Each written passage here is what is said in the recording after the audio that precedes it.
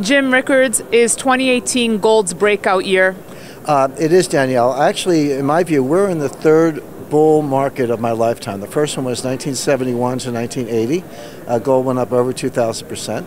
The second one was 1999 to 2011. Gold went up 655%. We're in a new bull market that started in December 2015. Gold's up 27% since then.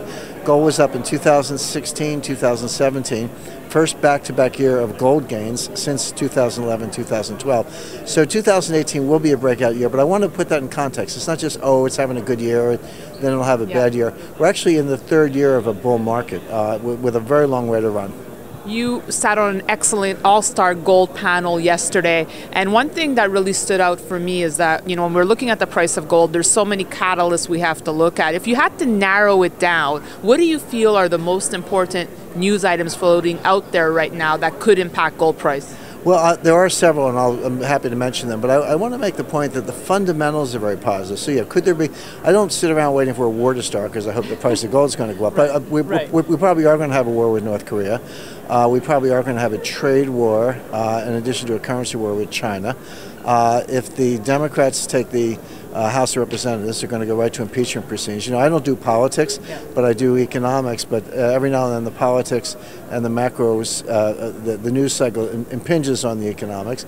So I don't know what's going to happen in the elections in November, but I do know that if the Democrats win, they're going to go straight to impeachment proceedings. These are big things. You're talking about a trade war with the biggest economy in the world, a shooting war with a nuclear power, and the impeachment of a president. All these things, any kind of uncertainty, any kind of fear factor is going to drive the price of gold higher. But I emphasize the fundamentals are good, even if none of those things happen. Jim, you're known for your bold prediction of $10,000 gold. Obviously, not this year necessarily. You're looking at over a 40-year timeline here, correct?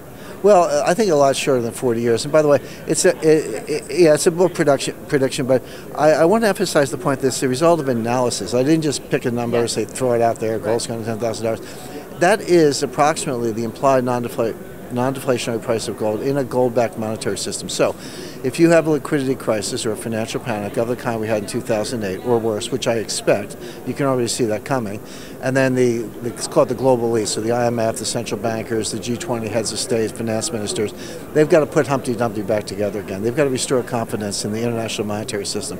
How are they going to do it? They don't necessarily have to go to gold, but they might. If they do, and this is the key thing, if they do, you've got to get the price right. You have to have a non-deflationary price.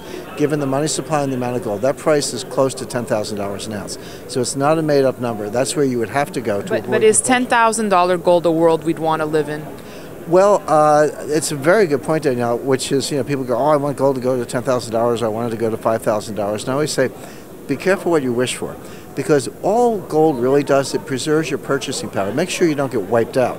But if gold is $5,000, oil's probably $400, and the price of everything is doubled or tripled. So it will preserve your purchasing power. In other words, you're not necessarily ahead of the game, but importantly, you're not behind the game. And when everyone else is getting wiped out, your wealth is still intact. Jim Rickards, thank you so much for your thoughts today. Thanks, Danielle.